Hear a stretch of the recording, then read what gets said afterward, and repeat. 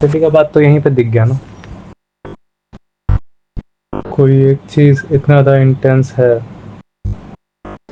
ज़बान पे रखने के लिए कि आप जैसे ही उसको ज़बान पे रखते हैं उसको थूकते हैं। वेदर आपको ये भी आप नहीं, आप देख रहे हैं कि आप ये भी इतनी देर भी आप वेट नहीं कर सकते कि आप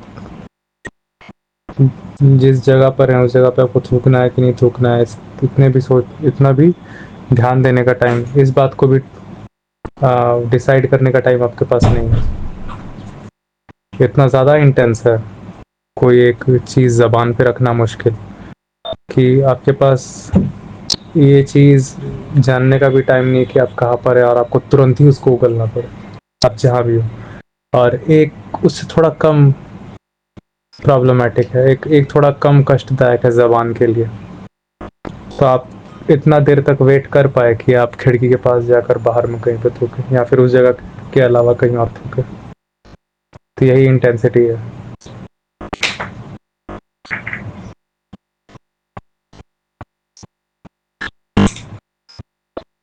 तो इंटेंसिटी डिफर करती है।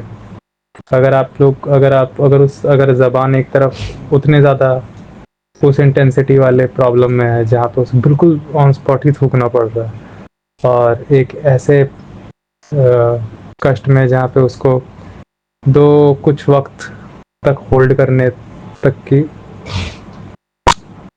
के लिए सहन करने के लिए है। एक चीज़ फॉर एग्जांपल जो ज़बान 5 सेकंड तक सहन कर सकती है और एक जो बिल्कुल ही सहन नहीं कर सकती तुरंत। तो इन दोनों में इंटेंस प्रॉब्लम कौन सी है? इंटेंस कष्ट किस में है? इंटेंस सफरिंग किस में है? इंटेंस प्रॉब्लम कौन सी?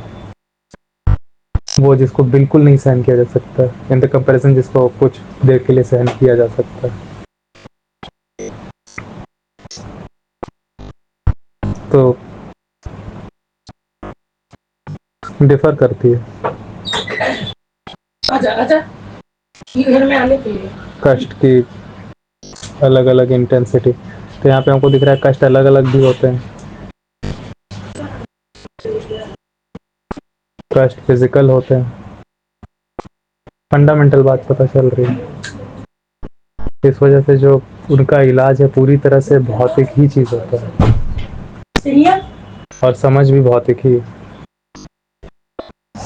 तो फिर से हम सब इस बात पे वापस आ गए फंडामेंटली कि बेसिकली कोई भी चीज जो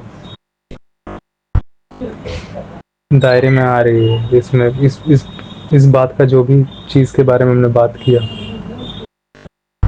था, कुछ दर्शन जैसे बौद्ध दर्शन, जैन दर्शन और हिंदू दर्शन, ये जो बारे में मुक्ति के बारे में बात कर रहे हैं, कष्ट की, इस वजह से वो दूसरे दुनिया के बारे में बात नहीं करते हैं जैसे कि यूरोपियन दर्शन बात करते हैं।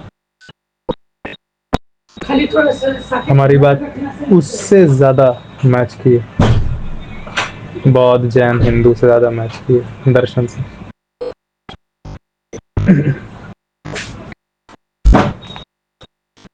हमें जो समझा हमने